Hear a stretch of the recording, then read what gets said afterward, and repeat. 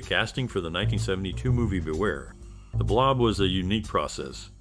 The director sought actors who could bring a natural and authentic feel to the film. Auditions were held to find the right mix of talent, and actors were selected for their ability to portray the characters genuinely. Chemistry tests played a crucial role in ensuring the cast members could work well together on screen. Key moments during auditions helped decide the final cast, as the director looked for those who could handle the film's blend of horror and humor effectively. The chosen actors brought the story to life with their performances, making the movie a memorable experience for viewers. In the 1972 movie Beware, The Blob, director Larry Hagman brought the story to life by focusing on a playful and light-hearted horror experience. He was influenced by the original 1958 film The Blob, and aimed to create a sequel that was both familiar and fresh.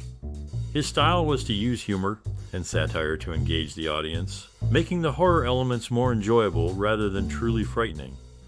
Hagman worked closely with the cast and crew, encouraging improvisation and collaboration to create a fun atmosphere on set. This approach helped to make the film a unique and entertaining experience despite its low budget and simple special effects. The director's vision was to entertain and amuse, creating a movie that did not take itself too seriously, which resonated with audiences looking for a good time rather than a scare. Beware. The Blob is a 1972 movie that brings back the mysterious alien blob. This time, it's found by a man who unknowingly brings it home. The blob starts small, but it grows as it eats everything in its path. The movie has a mix of humor and horror that keeps you guessing what will happen next. Larry Hagman directed the film, and it stars some well-known actors, including the talented Robert Walker Jr. His performance is one of the highlights, bringing a mix of seriousness and fun to the screen. As for a scene that sticks with you, there's one where the blob crashes a bowling alley. It's both funny and scary, showing just how unpredictable this creature is. Now, we're curious about you. What's your favorite memory related to Beware? The Blob. Did you watch it with friends, or did it spark your love for science fiction? Share your stories with us in the comments. We're excited to hear what moments from the movie stayed with you. The 1972 movie Beware. The Blob, also known as Son of Blob, was a low-budget sequel to the 1958 classic The Blob. The production faced several challenges due to its limited budget. Set design was simple and used everyday locations to keep costs down. Filming took place in and around Los Angeles, including the use of director Larry Hagman's own ranch in California. Innovative techniques were not a highlight for this film. Instead, it relied on practical effects and the creativity of the crew to bring the blob to life. They used a modified weather balloon as the blob, which was an inventive solution for the time. The production team had to be resourceful, often improvising with materials at hand to create the desired effects. Despite these challenges, the film managed to create a sense of suspense and humor, contributing to its cult classic status. Larry Hagman, known for his work in television, took a brief detour to direct a film that stands out for its unique approach to the horror genre. With a playful spirit, he gathered a diverse cast for cameo appearances, creating a movie experience that offers more amusement than fright. The film, reminiscent of cult classics like Attack of the Killer Tomatoes, invites viewers to enjoy its lighthearted take on horror. Despite its challenges in script and cinematography, which some may find lacking, the movie has its moments that could be entertaining for those with a taste for unconventional cinema. It features performances by actors who, despite their talents, were not widely recognized at the time, such as Del Close, a notable figure in comedy, and a mentor to many successful performers. His role in the film is a nod to his earlier work, adding a layer of interest for those familiar with his career. Overall, this movie may appeal to those who appreciate a blend of humor and horror, and who enjoy films that don't take themselves too seriously. The film Beware. The Blob's music was crafted to fit the movie's lighthearted yet eerie atmosphere. The score, created by Mort Garson, is known for its unique blend of playful tunes and chilling melodies that mirror the film's mix of horror and comedy. The soundtrack supports the story by using music to set the mood in each scene, whether it's suspenseful, funny, or downright strange. The musicians recorded a variety of sounds, from traditional instruments to electronic synthesizers, to give the movie its distinct audio character. This approach helped the music tell the story without words, guiding the audience through the film's ups and downs. The creative process involved collaboration between the composers and filmmakers, ensuring the music was a perfect fit for the action on screen. Carol Lynley, a young actress, graced the cover of Life magazine on April 22, 1957, catching the eye of Walt Disney. This led to her casting in The Light in the Forest, marking her first and last role under Disney's banner. Despite her promising start, she and co-star James MacArthur faced a divided response from critics, reflecting the strong opinions held about Disney productions at the time. In the early 1970s, a popular toy known as Kernockers made an appearance in the film. These clacking balls were eventually pulled from the market after causing injuries due to breaking. Dick Van Patten, later known for his television roles, took a turn as a co-host for an infomercial in 2008, promoting the Zakin Corp alongside Turn Zakin. This venture showcased his versatility beyond acting, engaging in the world of business and advertising.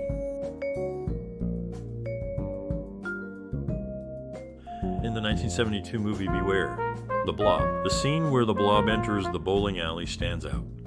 Directed by Larry Hagman, this scene shows the Blob's growth and threat. The actors' reactions of fear and confusion feel real, making the audience feel the same. The camera work shows the Blob size and movement in a way that makes it seem alive and hungry. The lighting adds to the eerie feeling. The filmmakers wanted to show how normal places can become scary. The actors said they tried to imagine how they would really react to such a strange event, which helped them perform convincingly. This scene makes people remember the movie because it mixes everyday life with unexpected horror.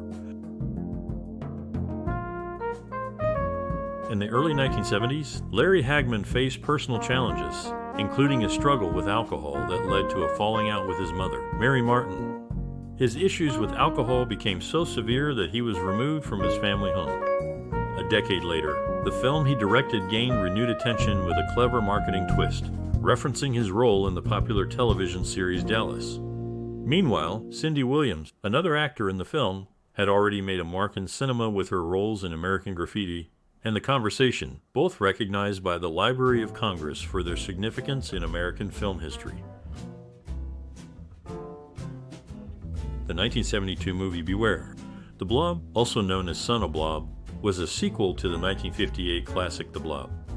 It was a low-budget film that did not have the same level of success as its predecessor. However, it became a cult classic over time. The movie showed a gelatinous creature growing and consuming everything in its path, which was a simple yet effective horror concept. This idea captured the imagination of audiences and became a symbol for unstoppable forces, often used in discussions about consumerism and the fear of unknown threats. The film's influence can be seen in later movies and media that feature similar creatures or concepts reflecting societal fears and the power of science fiction to explore them. The Blob became part of pop culture, referenced in various forms of media, showing how a movie can leave a lasting impression and continue to be part of conversations years after its release.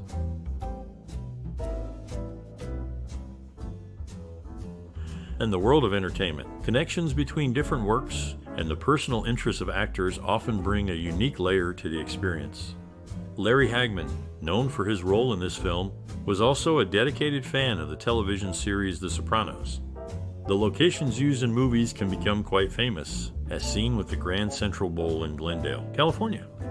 This bowling alley not only served as a backdrop in this feature, but was later recognized as the exterior of Jack Rabbit Slims in the Quentin Tarantino classic Pulp Fiction.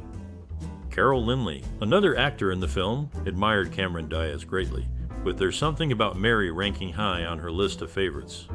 These tidbits offer a glimpse into the off-screen lives of the cast and the enduring appeal of the film's settings. The 1972 movie Beware. The Blob received mixed reviews upon its release. Critics and audiences found it to be a light-hearted, less serious sequel to the original 1958 horror classic The Blob.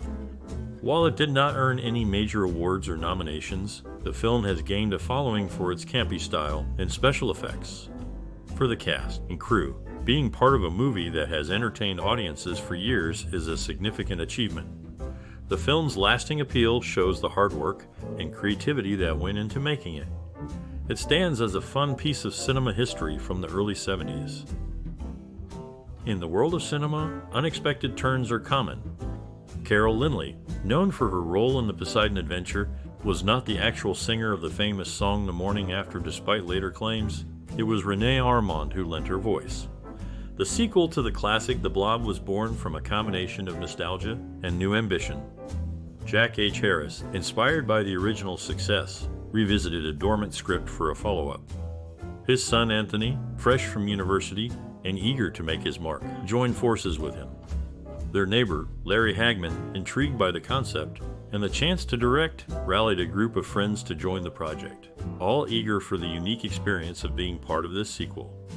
Meanwhile, Cindy Williams made her mark by appearing in 2 Oscar-nominated films, showcasing her talent in both American Graffiti and The Conversation, films that remain talked about for their quality and impact on the film industry. During the filming of Beware, The Blob, the cast and crew faced unique challenges due to the nature of the movie's special effects. The Blob itself was made from a custom silicone mixture, which proved to be quite a mess to work with. Actors often found themselves stuck in the goo, leading to unexpected pauses in filming as they were freed. Despite these sticky situations, the team maintained a good sense of humor, often joking about who would be eaten by the Blob next. The director, Larry Hagman, kept spirits high with his lively personality, ensuring that everyone stayed motivated even during long shooting days. The camaraderie among the cast and crew was strong, and many formed lasting friendships.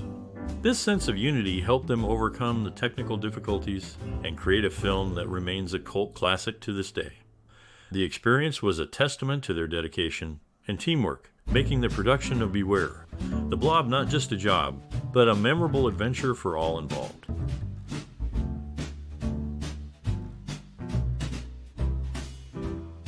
In her first role, Gwynne Gilford stepped into the world of acting, marking the beginning of her journey in the industry. Meanwhile, Dick Van Patten faced a pivotal career decision and chose to star in 8 Is Enough over a co-starring role in The Love Boat, a part that his friend Bernie Kopel would later fill. Carol Lynley, a seasoned actress with a broad range of experiences in television, film, and theater, shared her insights on various platforms. She joined Nelson Aspin on Australia's leading morning show Sunrise to discuss the remake of The Poseidon Adventure. Her discussions extended to her extensive career and her favorite Oscar winners, highlighting Frank Sinatra as her top choice. These instances reflect the diverse paths and decisions that shape an actor's career and the shared experiences that connect them to the broader entertainment community. The 1972 movie Beware, The Blob, also known as Son of Blob, holds a unique spot in film history. It is a sequel to the 1958 classic The Blob. Despite not being a critical success, it found a cult following due to its campy humor and low-budget special effects. It showed filmmakers that sequels could take a different tone from their originals. This movie influenced future horror comedies by showing that horror films could be fun and not just scary. It paved the way for movies that blend humor with horror, leading to a subgenre that thrives today. Its approach to special effects, using minimal resources to create memorable scenes, inspired independent filmmakers to be resourceful. Barbara Eden reflected on her unique connection with Larry Hagman, highlighting the seamless experience of working with him, unlike with any other actor. Their on-screen chemistry was evident in their projects together. The menacing substance in the film was a concoction of red-dyed powder and water supplemented with various materials like a red balloon, plastic sheets, and silicone to create the desired effect. Carol Lynley brought a personal touch to her role, wearing her own boots and pendant, although she faced discomfort as the boots shrank from being wet during the shoot. Carol Lynley started her career early, working as a model by day and performing on Broadway in the evenings.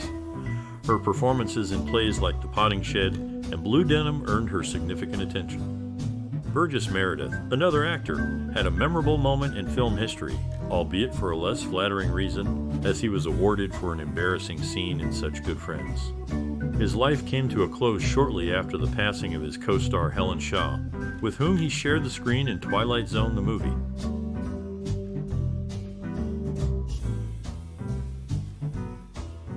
In the film's production, Millie Perkins was initially chosen for a role, but did not end up in the final cast. The director, Larry Hagman, once lived in a Malibu house that has since become the property of the musician Sting. During the filming, Robert Walker Jr., who has a background in acrobatics, convinced Hagman to let him perform his own stunts in a critical rope climbing scene, adding a personal touch to the action. In a scene where Chester is engrossed in a television show, he is actually watching a 1958 classic about an alien substance. This substance ends up in the Arctic by the movie's end. Chester reveals that his own team stumbled upon it there. Although commonly referred to as Son of the Blob in popular culture, this title was never officially adopted. It was only when the film hit theaters again that it sported the new title card Son of Blob, dropping the article to originally slated for a December 1971 release. The decision was made to delay it until June the following year, aiming to attract the summer crowd and drive-in theaters.